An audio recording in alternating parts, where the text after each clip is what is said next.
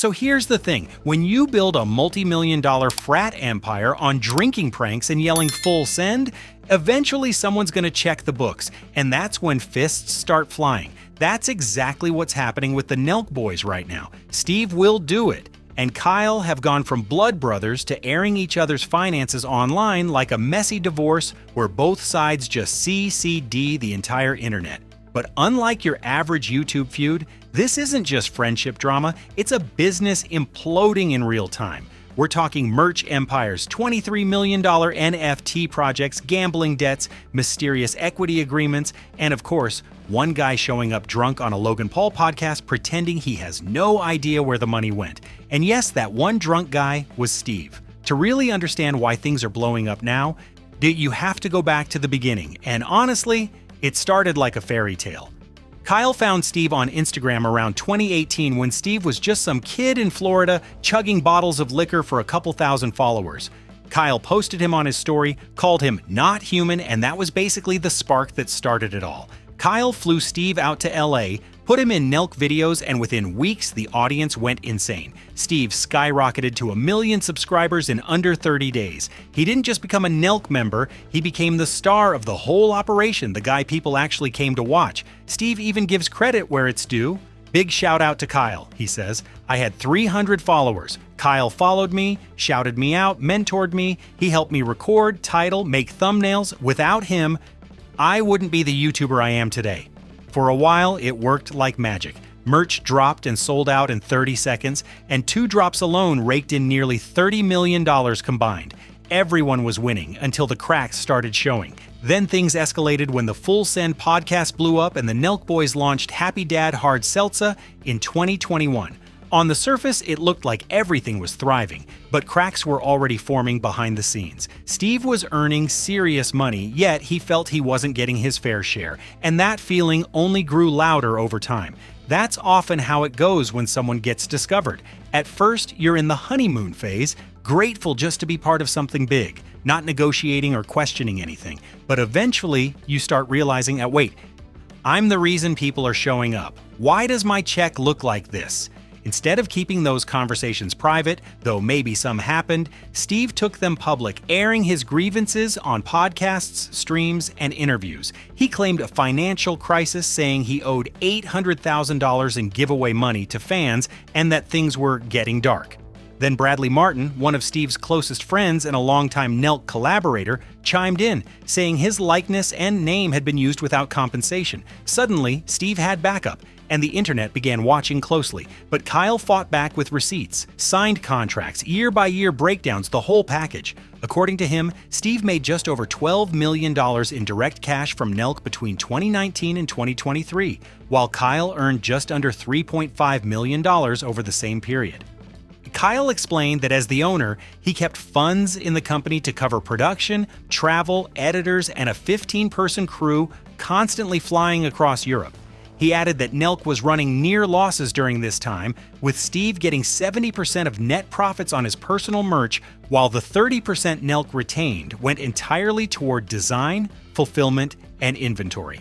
Regarding equity, Kyle gave Steve 10% of Nelk for free. Steve later invested $500,000 for an additional 5%, but ultimately preferred immediate cash over long-term ownership. The investment was returned with interest, and Steve relinquished that equity. Both sides signed a separation agreement. Kyle also noted Steve still holds 15% of Happy Dad, making him one of its largest shareholders. On paper, Kyle doesn't exactly look like the villain. Kyle came armed with documents, with spreadsheets and a calm, professional breakdown that made Steve's viral claims look far less catastrophic than they sounded on podcasts, and the internet largely agreed. I mean, if you earned $12 million cash while your boss took $3.5 million because he was reinvesting everything back into the company, screaming, "I got scammed," doesn't exactly land the same way. Even some of Steve's own fans admitted, "Bro, the math isn't math the way you think it is." But here's where it gets murky. Kyle's receipts cover the Nelk side of things neatly, but they don't touch the full send metacard, the part everyone keeps bringing up. In early 2022, Nelk launched an NFT project minting roughly 10,000 cards at $2,300 each, about $23 million raised. Promises were massive: private gyms, lounges, casinos, festival access, early merch drops, and more. According to Steve, most of it never materialized. Nelk claimed they delivered events, merch discounts, and a 30-day refund window, but class action lawsuits told a darker story. Allegations of fraud, misrepresentation, and unfair competition caused the Metacard's value to drop about 95%, from $2,300 to roughly $110. People who trusted the project were left burned. Steve said he promoted it, tied his name to it, and felt powerless over what happened next. That's a point Kyle hasn't really countered. And to make things even juicier, Takashi69 weighed in, claiming Steve was deliberately pushed out of Nelk because he was starting to outgrow the brand. At UFC events, the crowds weren't chanting Nelk Boys, they were chanting Steve's name. Apparently, someone in the organization got uncomfortable with Steve's rising star, and that tension only fanned the flames of this already messy saga. But Steve's point did get people talking, because whether he truly outgrew the brand or not, it's undeniable he was the main draw. He was the guy fans subscribed for, and now he's the one publicly talking about a financial crisis. Yet his behavior throughout this saga hasn't helped him at all. His response to Kyle's meticulous receipts, he tweeted from what he called the Full Send Metacard Lounge, cigar in hand, without disputing a single number. He just laughed it off and moved on. His track record during this drama has been erratic, to say the least. He showed up drunk and walked off Logan Paul's podcast mid-episode, though honestly, who wants to put up with Logan Paul anyway?